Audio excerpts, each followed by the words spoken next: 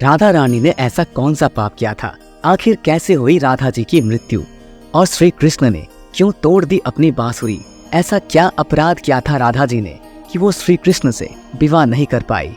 और क्यों राधा जी को पूरा जीवन कृष्ण के बिना गुजारना पड़ा? आज हम इन सभी तथ्यों के बारे में जानने वाले हैं, जिसे सुनकर आप धन्य हो जाओगे।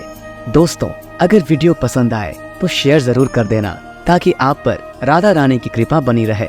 दोस्तों, कहा जाता है कि राधा जन्म से अंधी थी और स्वर्ग लोक से ये वचन लेकर ही पृथ्वी लोक आई थी कि जब श्री कृष्ण की प्रथम दृष्टि उन पर पड़ेगी तभी वो संपूर्ण जगत को देखेंगी, अन्यथा नहीं। तो देखा आपने कैसे शुरुआत से ही दोनों एक दूसरे से जुड़े रहे हैं। बचपन से ही कृष्ण अपनी लीलाओं और बांसुरी की मधुर धुन से पूरे बरसाना वासियों का मन मोहित करते रहते हैं। राधा और कृष्ण तो 8 साल की उम्र से ही अपने प्रेम का आनंद लेने लगे थे। श्री कृष्ण को अपने जीवन में राधा और बांसुरी दो ही सबसे प्रिय थे, जो आपस में एक दूसरे से गहराई से जुड़े थे। जब भी श्री कृष्ण बांसुरी बजाते, राधा उनके पास दौड़ी चली आती और घंटों बांसुरी की धुन में मग्न रहती, जो उनके प्रेम को और बढ़ाता गया। वो यमुना नदी के तट पर बैठकर घंटों समय व्यतीत करते थे, पर उनका ये सुखद समय कुछ ही वर्षों का था, क्योंकि जैसे कृष्ण के मामा कंस को उनके वृंदावन में होने का पता चला, उसने तुरंत ही कृष्ण को मथुरा में युद्ध का निमंत्रण दे दिया, जिसके लिए कृष्ण को अपनी यशोदा माँ और पूरे गांव के साथ राधा को भी छोड़कर जाना था। कृष्ण और राधा दोनों को पहले से पता था कि कृष्ण अब वृंदावन वापस कभी नहीं आ पाएंगे और बहुत समय तक एक दूसरे से मिल भी नहीं पाएंगे। तो इसलिए मथुरा जाने से पहले राधा ने कृष्ण से 2 वचन लिए। पहला वचन था कि कृष्ण के हृदय में हमेशा केवल राधा का वास रहेगा, और दूसरे वचन के अनुसार मृत्यु से पहले उन्हें कान्हा के दर्शन होंगे।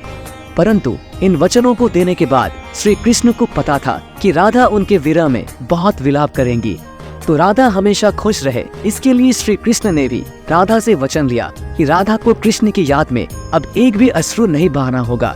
ये वचन लेने के बाद श्री कृष्ण मथुरा की ओर बढ़ जाते हैं और राधा वृंदावन में ही रह जाती है, जिसके बाद से राधा का वर्णन बहुत कम ही मिलता है।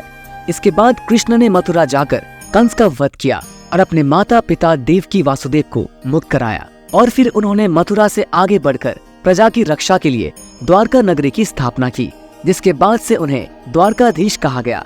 कृष्ण द्वारका में रुक्मिणी और सत्यभामा से भी विवाह करते हैं। साथ ही इनके अलावा भी कृष्ण की 16,108 रानियां थी, जिनमें से रुक्मिणी कृष्ण की सबसे प्रिय पत्नी थी।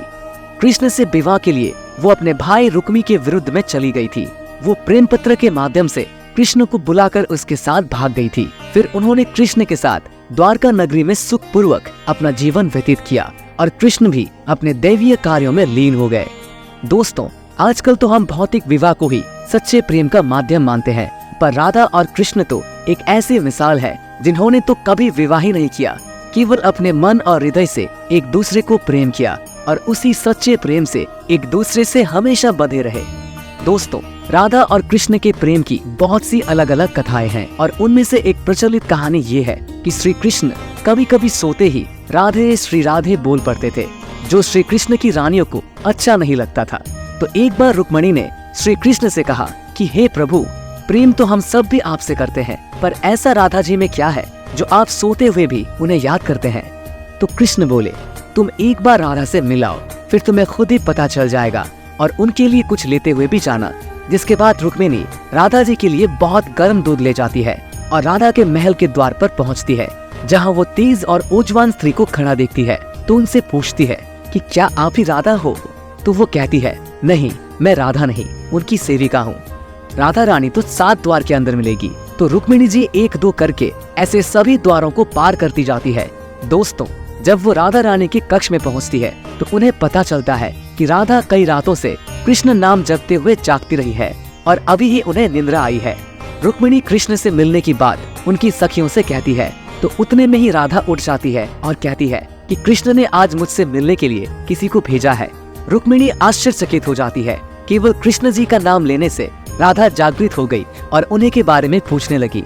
इतना ही नहीं, जब राधा को पता चला कि कृष्ण ने उनके लिए प्रसाद भेजा है, तो वो बिना कुछ सोचे रुक्मिणी से वो गर्म दूध लेके पी जाती है, जिसे देखकर रुक्मिणी हैरान हो जाती है। फिर वो राधा जी से बातें कर वापस आ जाती है।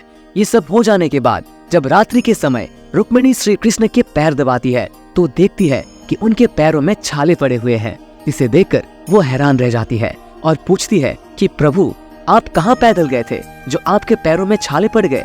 तो श्री कृष्ण बोले, आपने गलती से राधा जी को गर्म दूध पिलाया था जो राधा एक ही बार में पी गई थी, जिससे उनके हृदय में छाले पड़ गए हैं और उनके हृदय में हमेशा मेरे चरण कमल विराजमान रहते हैं, जिससे मेरे पैरों में भी छाले पड़ गए।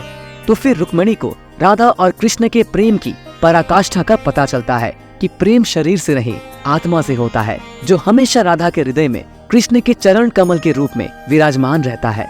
एक कथा में आता है कि ब्रह्मा जी ने पृथ्वी लोक आकर वृंदावन में पहले राधा और कृष्ण का विवाह करवाया था, पर इसके बारे में ज्यादा जानकारी नहीं है। अब राधा जी वृंदावन में कृष्ण की भक्ति के साथ अपना जीवन व्यतीत करने लगती है और कहा जाता है कि यादव पुत्र अभिमन्यु या आयन से उनका विवाह भी हो जाता है। पर अभिमन्यु को महर्षि दहीची का श्राप था कि अगर वो राधा को छुएगा तो भस्म हो जाएगा। इस प्रकार राधा विवाह के पश्चात भी कृष्ण से स्वतंत्रता पूर्वक जुड़ी रहती है। बहुत वर्षों बाद जब राधा अपना वैवाहिक जीवन बहुत अच्छे से निभा लेती है, वो समस्त जिम्मेदारियों से मुक्त हो जाती है, तो फिर वो कृष्ण के पास द्वारका आती है। द्वारका पहुंचने के पश्चात राधा और कृष्ण आपस में मौन रहते हुए मन की अभिव्यक्तियों से घंटों एक दूसरे से बातें करते रहे। कृष्ण के अलावा द्वारका में राधा को कोई पहचान भी नहीं पाया।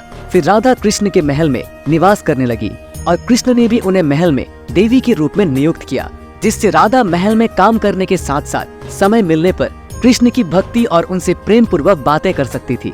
परंतु कृष्ण तो अब अपने राजपाट एवं अन्य कार्यों में व्यस्त रहते थे। दूसरी ओर राधा अपने पुराने कृष्ण को ही याद करती थी, तो कृष्ण का पुराने दिनों जैसा साथ ना पाकर राधा का मन और अधिक व्याकुल रहने लगा और उन्हें डर सताने लगा कि कृष्ण की जो मनोहर छवि उनके हृदय में है वो कहीं धूमिल न हो जाए। इसी डर से राधा ने चुपचाप तरीके से राजभवन और द्वारका नगरी भी छोड़ दी। जिसके बाद ऐसे ही कुछ समय और बिताने के बाद जब राधा का अंतिम समय पास आने लगा, तब उन्होंने कृष्ण का स्मरण कर उन्हें अपने वचन की याद दिलाई। राधा के स्मरण करते ही कृष्ण वहां दौड़े दौड़े चले आए, परंतु राधा की अत्यंत दयनीय स्थिति देखकर वो अत्यधिक भावुक हो गए और उन्होंने राधा से अंतिम समय में कुछ मांगने को कहा, जिस पर राधा ने उनके सामने एक ही इच्छा प्रकट की थी कि वो अपने जीवन के अंतिम क्षणों में कृष्ण का वही रूप देखना चाहती है जैसा वो वृंदावन में देखा करती थी। वो उन्हें वही बांसुरी की मीठी धुन बजाते हुए सुनना चाहती है। दोस्तों, राधा का बस इतना कहना था कि कृष्ण ने अपनी बांसुरी उठाई और वही मीठी धुन बजाने लगे और बांसुरी बजाते हुए कृष्ण और उनकी धुन सुनती राधा, दोनों की ही आंखों से प्रेम के आंसुओं की धारा बह रही थी। इतना ही नहीं, बांसुरी की मीठी धुन सुनते सुनते ही माता राधा ने उनके सामने प्राण त्याग दिए, जिसके बाद उनकी मृत्यु से कृष्ण इतने विचलित हो गए थे कि उन्होंने अपनी प्रिय बांसुरी को वहीं तोड़कर फेंक दिया था। तो ऐसे राधा की मृत्यु के साथ ही कृष्ण ने बांसुरी से भी हमेशा के लिए मुख मोड़ लिया, क्योंकि बांसुरी और राधा का एक अद्भुत रिश्ता था। इसलिए राधा की मृत्यु के पश्चात कृष्ण ने अपने शेष जीवन में बांसुरी तो क्या, किसी अन्य वाद्य यंत्र को हाथ भी नहीं लगाया।